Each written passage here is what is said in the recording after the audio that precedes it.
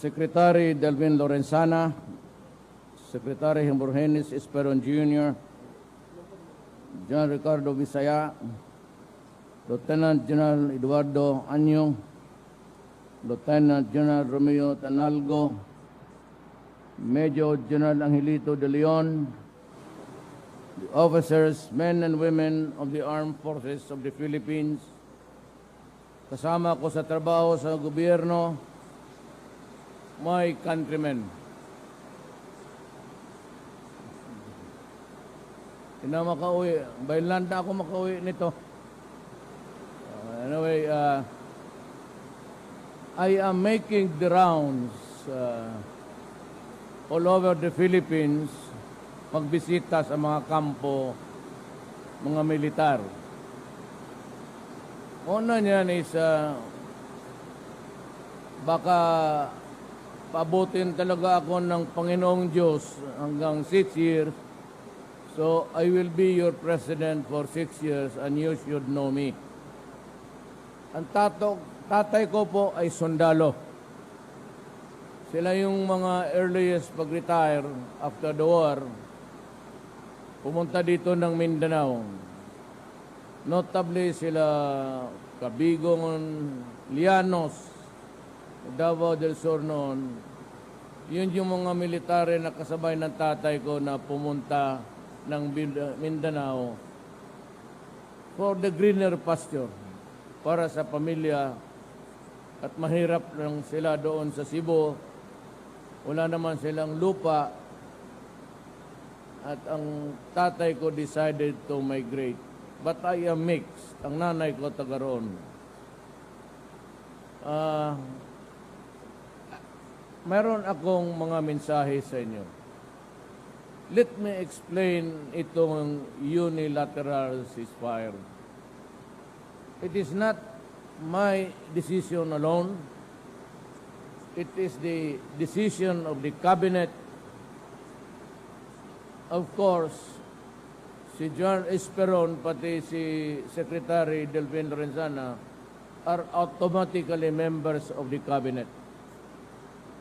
I am a president that seeks peace with everyone. Ang trabaho ko pagka-presidente, hindi maghanap ng away. Ang trabaho ko pagka-presidente, is tignan ko if at all na walang gulo ang Pilipinas.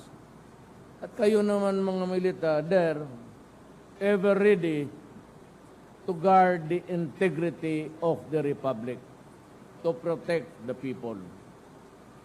Hindi naman natin alam kung bigla na lang mag-away o may gulo. And it is always a comforting thought that mayroon akong armed forces na ready. Just in case hindi tayo magkaintindihan. Now, ngayon, ang presidency ko is puro peace mission ako. I have to talk to the MI and to the MN, si Noor, pati si Murad, and they are ready to talk about peace. Kasi malala ito, matagal na. Marami nang namamatay dito on both sides.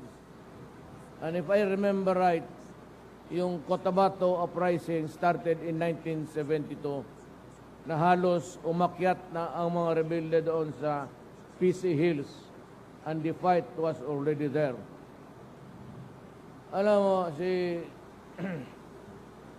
pati itong mga komunista, it's about 40-45 years in the making. Estudyante pa kami, in the early 70s, nakikinig pa kami kay Sison. Ano niya? Yung mga idealists, we're fascinated by itong mga revolution. Eh, kasi ngayon, 70 years old na, 71, gusto ko, magre-retire na lang ako, ay napasok ako dito sa presidency. Wala na akong ibang hangarin kundi na ang kapayapaan na lang ng bayan ko. Kung maari, I plead peace with everybody. I do not want any single loss doon sa kanila o itong sa gobyerno natin. Kung maharap, istorya lang. So I initiated doon sa cabinet talks about peace, and I have to start with releasing the leaders, not release on anything but safe conduct pass for Season, Misuari. Wala namang problema si Murad, walang kaso. At sabay-sabay na lang ang usapan natin towards the end of the year. Ang gusto ko lang marinig sa MI pati MN na yung Abu Sayyaf na yan, wala na ang koneksyon nila. Kasi yung armas ng Abu Sayyaf, yun yung armas nila noon. Kasi pag ayaw nilang bitawan o nakakonekta pa rin sila sa Abu Sayyaf, I do not think there will be a significant result. Pero ang gusto ko, mag-training na lang ako ng marami ngayon. And your armed forces ask for about 20,000 more soldiers. Alam ninyo, pumasok ako sa gobyerno midstream. Ibig sabihin, tapos na yung budget because the budget for this year is prepared by last year. At ang budget ko next year is being hammered out now. So kulang ako ng pera, but sabi ko kay Secretary Lorenzana, I might be able to give you 1/2 additional soldier. Ngayon, nangako ako noon, and remember this, may budget na dyan. Ang nangako, hindi sila, ako. Nadagdagan ko yung sweldo ninyo. Wala sa budget, sabi ko kay Secretary Jokno, mapahiya ako sa mga sundalo. Sabi ko, you have to look for a way, starting next month, incremental increase na ang sweldo ninyo. Pangako ko, dublado.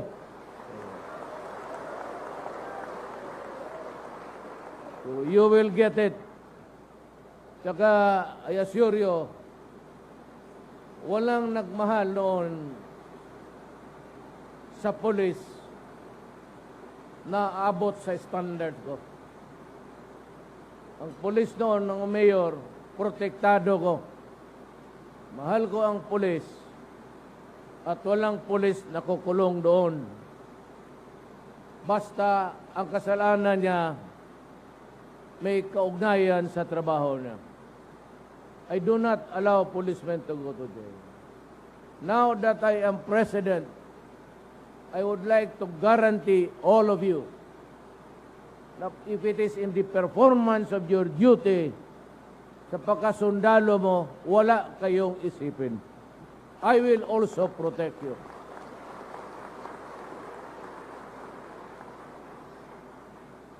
Huwag kayong mag-isip na baka masabi tayo.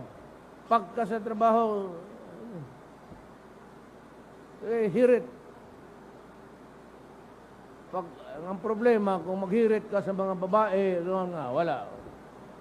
Problema mo yan. Kasi problema ko nga eh.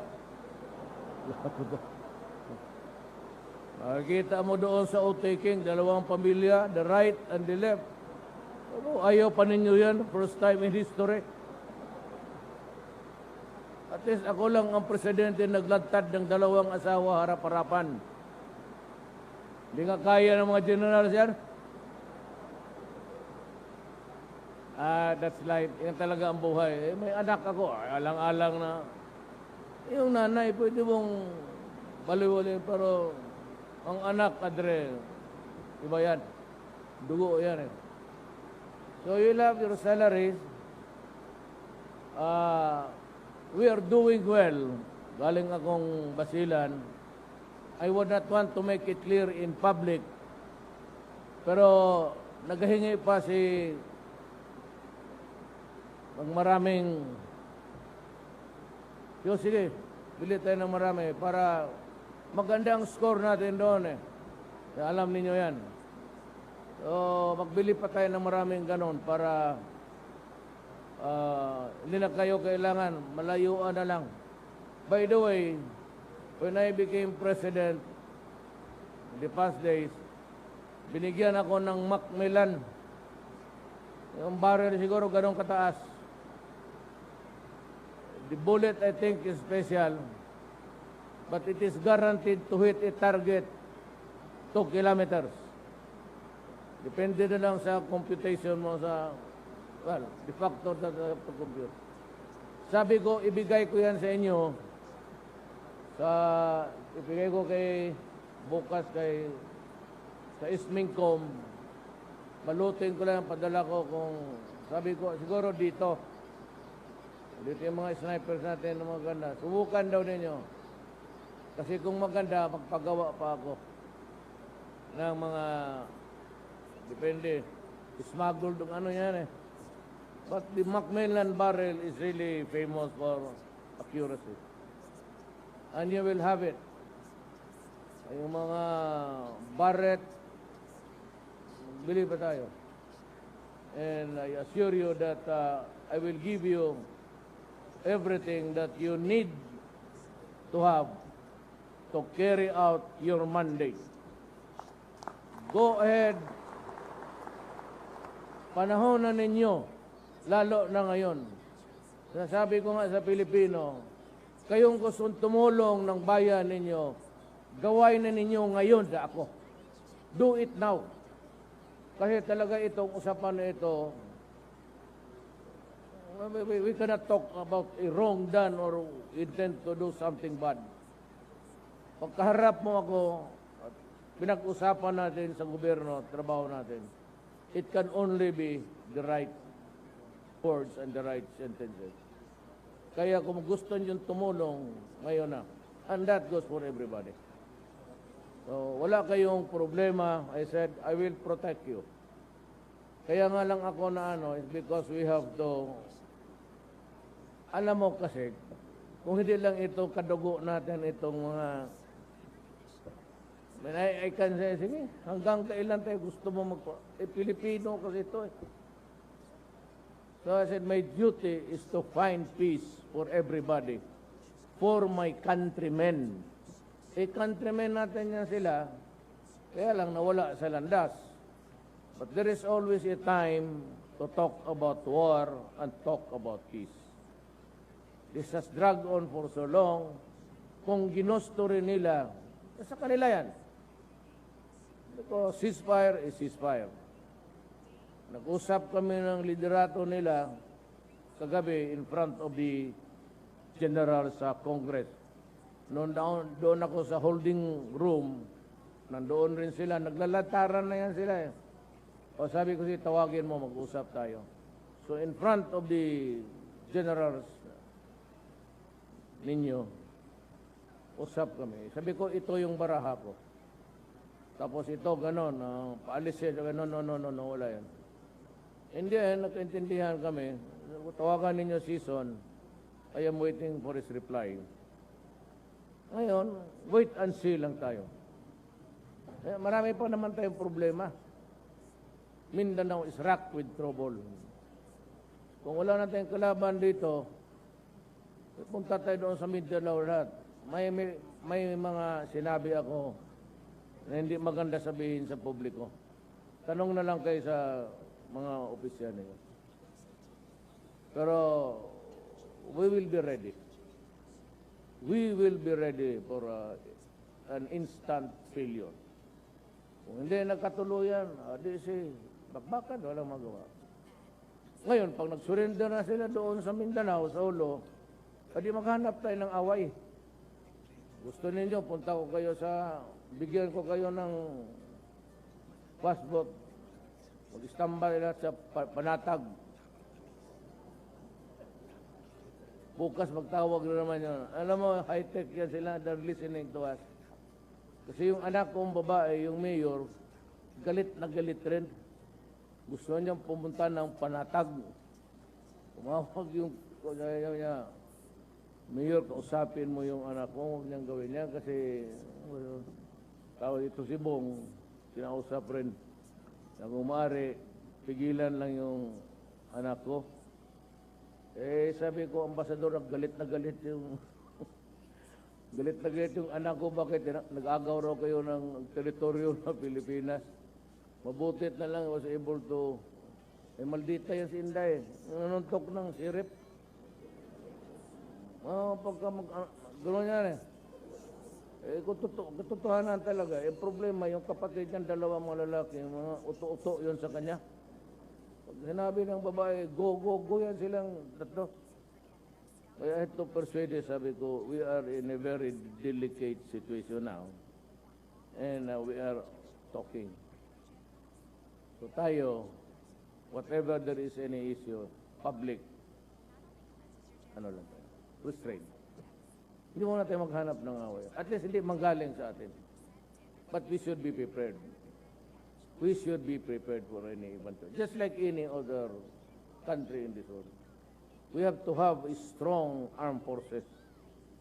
We have to have a military that can really protect the people and the integrity of this republic. Kayo yan, trabaho ninyo yan. So that in return, you'll also have everything, at least everything that you would need na hindi kayo madihado sa bakbakan. So, hindi na magtagal kasi medyo hapon na. I do not think I can return by chopper, but I have to go home because I have a very important appointment tonight. Kung madaan kayo ng Davao, maski sino, totoo, sabihin mo lang yung sa magsaysay kami. Ako na ang bahala sa inyo.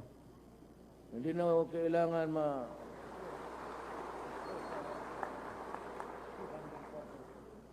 simple mo lang ang buhay ng sundalo. Maghanap talaga ng inom yan. Pati may maghanap ng babae na makausap. Ito namang, when you are in a strange place, you would always want to, marami doon sa Mindanao yan, gano'n. Marami magaganda sa Mindanao. Kasi kaso lang kayo, pag isang assignment, isang hirit na naman, huwag ka magkalat ng gano'n kasi dishonorable. Well, anyway, I said, ito ang tanda no. I cannot make you happy. But ito ang guarantee ko. Remember this afternoon. I can make your lives comfortable habang hindi kayo nagtatrabaho pa tayo. Thank you. Thank you, sir. Can we have photo opportunity with the President?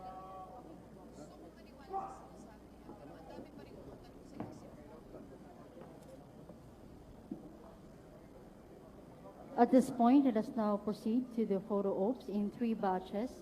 Let's start with the AAR officers and personnel, and subsequently followed by SOCOM and 7th Infantry Division.